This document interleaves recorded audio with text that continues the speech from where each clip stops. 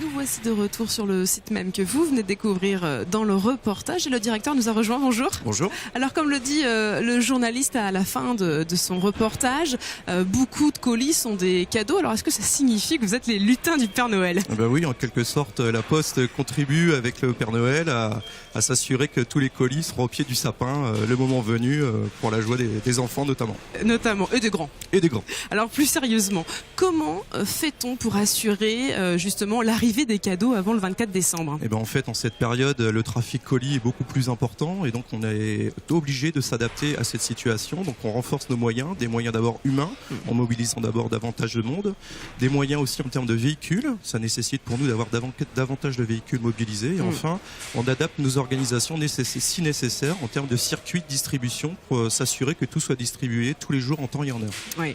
Alors, à 7 jours de Noël, est-ce qu'on peut encore quand même espérer avoir son cadeau? Parce qu'on l'a vu dans le reportage, vous venez de le dire, il y a beaucoup de monde ici pour assurer le suivi. Mais est-ce que là, on est quand même à une semaine, il n'y aura pas de déçus?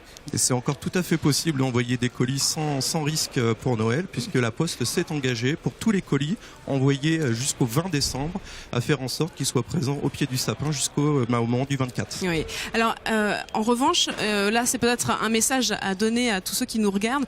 Attention à la lisibilité, finalement, peut-être des adresses. Pour garantir que les colis arrivent bien en temps et en heure, et c'est valable également pour nos lettres, de toute façon, c'est la qualité de l'adressage qui prime. Ouais. Donc une adresse bien formulée, bien écrite, et puis aussi un colis adapté à son contenu. Très bien. Alors on parle de Noël forcément, mais si on parle un petit peu aussi de la nouvelle année, est-ce que les cartes de vœux existent encore? On parle forcément beaucoup des SMS, on sait que la Poste subit une diminution de son activité. Est-ce que quand même les cartes de vœux existent encore et on est encore dans une activité qui double finalement? Alors forcément, les cartes de vœux, le trafic a baissé, comme le trafic courrier dans sa globalité, mais des cartes de vœux, il y en a toujours.